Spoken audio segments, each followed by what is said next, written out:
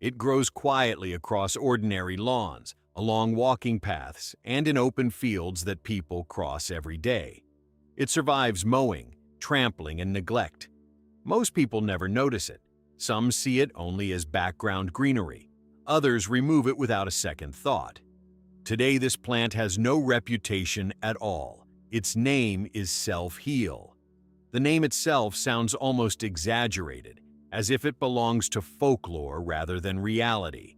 And yet, for centuries, this small, resilient plant was treated with seriousness and respect, not because it was rare or mysterious, but because it was familiar. It was always there, close to homes, close to villages, close to where life actually happened. Self-heal was never grown on plantations. It did not require protection or careful cultivation. People relied on it precisely because it appeared on its own, wherever the ground was disturbed by human movement. Paths, pastures, communal fields, and open lawns became its habitat. And because it grew where people lived, it became part of everyday healing. Long before modern medicine, most treatment happened at home. There were no pharmacies to visit, no packaged solutions to trust. What mattered was recognition, knowing which plant could help and how to use it when needed.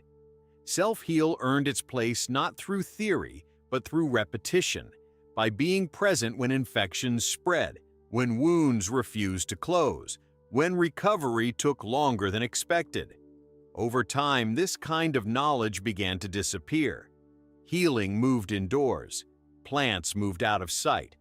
As landscapes were reshaped, lawns perfected, and fields industrialized, wild plants were reclassified. What once had a purpose became background. What once had a name became overgrowth. Self-heal did not vanish. It adapted. It continued to grow where the soil was compressed, cut, and reused. It followed human presence silently, doing what it had always done. What changed was not the plant, but our ability to recognize why it was there in the first place. To understand how a plant with such a name could fade into obscurity, we have to look beyond appearances and begin with what people once saw in it. What gave self-heal its reputation was not belief or tradition alone, but consistent results. Long before people understood biology or chemistry, they paid attention to patterns. They noticed when swelling went down, when wounds closed faster, when infections in the mouth or throat became less severe. These observations were repeated, remembered, and passed on. Self-heal was never treated as a miracle cure. It was used in specific situations, in simple ways. Fresh leaves were crushed and applied directly to cuts. Infusions were prepared to soothe irritation in the throat or mouth. Compresses were used when inflammation lingered longer than expected. Each method emerged from trial, not theory. What made the plant especially valuable was its balance. Traditional practitioners observed that it acted gently but reliably. It supported healing without overwhelming the body. That mattered in a time when strong interventions could be as dangerous as the illness itself. Recovery was often slow, and plants like self-heal were valued because they worked alongside the body rather than against it. Its use was not confined to one region or culture. Similar applications appeared across Europe, Asia, and North America, often without direct contact between communities. People separated by geography reached comparable conclusions about what the plant could and could not do. This kind of agreement rarely forms by chance. Modern research later identified compounds within self-heal that help explain these observations. Anti-inflammatory components, antimicrobial activity, and effects on immune response have all been documented. These findings did not create the plant's reputation. They clarified it. Science arrived centuries after experience had already drawn its conclusions. In daily life, self-heal became associated with recovery rather than intervention. It was used when the body needed support, time, and stability.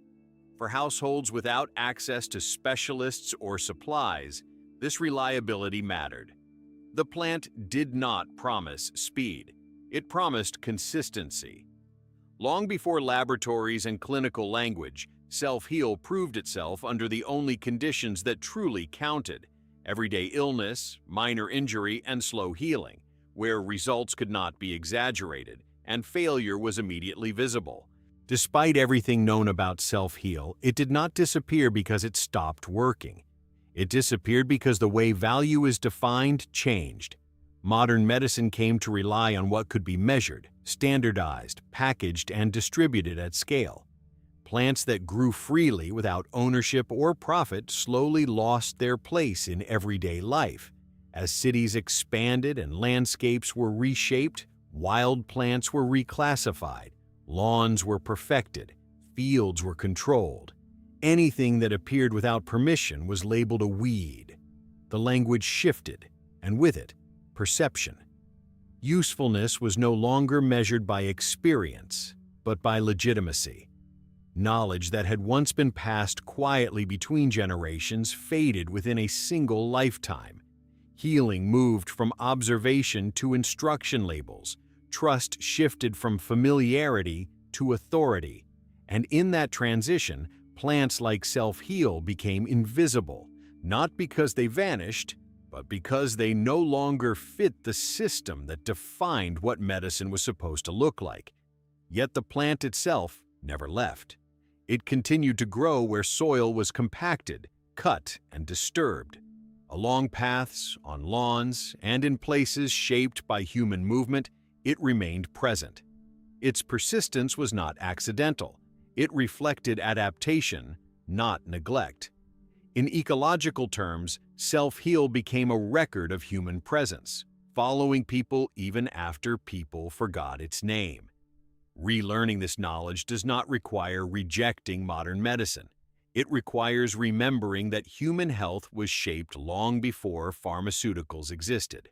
Self-heal stands at the boundary between those worlds, a reminder that care once grew alongside daily life, not apart from it. Today, when someone walks past this plant without noticing it, they are not stepping over a weed. They are stepping over a quiet survivor, a living trace of how people once healed themselves using what was close, familiar, and reliable. And perhaps that is the deeper lesson. The most useful things are not always rare, expensive, or hidden. Sometimes they are the ones we learned to overlook, waiting patiently at the edge of our vision to be seen again.